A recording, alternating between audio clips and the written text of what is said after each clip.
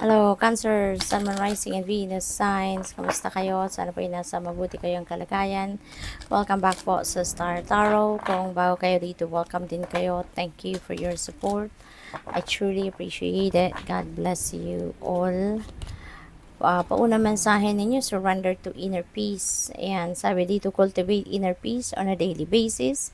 In quiet, meditative moments, focus on the stillness within and enjoy this inner refuge. Others will feel your good vibes too, and your life will flow more easily. Ayan, so, maari, no, na ang iba sa inyo dito baka hindi nagkakaroon ng time para sa sarili ninyo, para magkaroon kayo ng time to reflect, no? Time na makapag-isip-isip, makapagmuni-muni. Kaya maaring ang invitation na to sa inyo is to put yourself into stillness para maranasan ninyo yung mag-meditate, maranasan ninyo na magkaroon ng inner peace, you know, because when you are quieting your mind, when you are resting your body, no, diyan din ninyo mararamdaman yung tranquility, no, yung peace na maaring matagal nyo nang hinahanap, no? Kaya ito yung invitation sa inyo. Magkaroon kayo ng time para sa sarili ninyo na makapag-nilay-nilay, makapag-connect kayo sa soul ninyo, okay? What else? We have surrender your need to always be right. Give others the gift of letting them be right. Be yielding, not rigid. This will help resolve conflicts and improve your relationship. Ayan. Bigyan mo naman daw yung ibang tao, no? Ng pagkakataon to be right. 'Di ba? Kasi minsan siguro, ang iba sa atin, yung lagi na lang tayo ang naririnig, lagi na lang tayo nagsasalita, lagi na lang tayo ang tama, no? Yung hindi na natin nabibigyan ng pagkakataon ng ibang tao na makapag-express ng sarili nila, hindi rin natin na nabibigyan ng pagkakataon ng ibang tao na masabi din nila yung saloobin nila, 'di ba? To be right in their own way, kumbaga, no? Kaya ito rin panawagan sa inyo. Alright? So, tignan natin kung ano pa ang sitwasyon. Ayan. So, lumabas na siya. So, we have Queen of Swords. Ayan. Be authentic. Okay? Be authentic and communicate clearly and effectively. Unang-una, maging totoo ka sa sarili mo.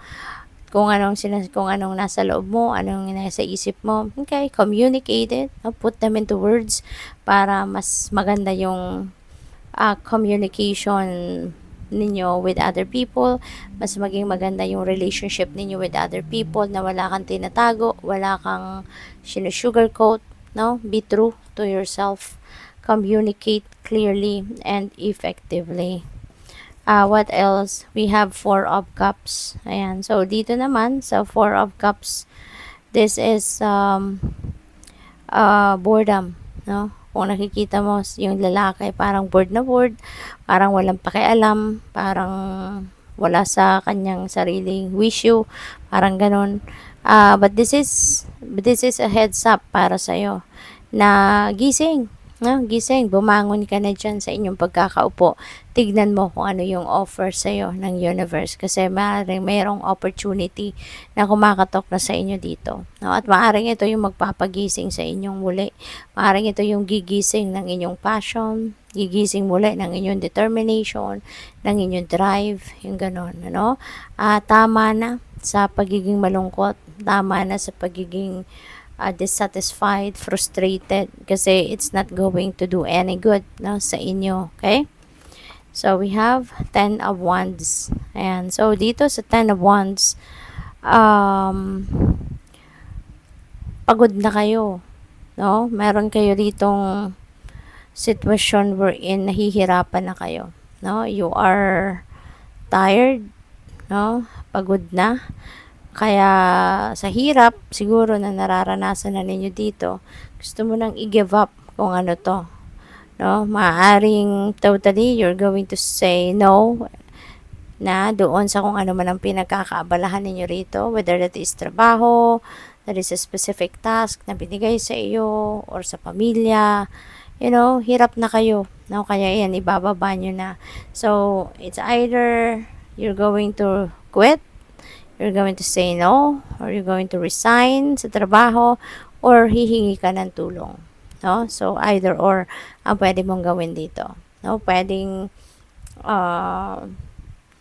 ayaw mo naman tong bitawan na trabaho or kung ano man sitwasyon na to, pero hihingi ka na ng tulong. Maaring eto, no, magpapakatotoo ka na, magsasalita ka na, ipapahayag mo na sa higher ups mo kung ano yung totoong nangyayari sa'yo, totoo mong nararamdaman, no, so that this will be addressed, okay?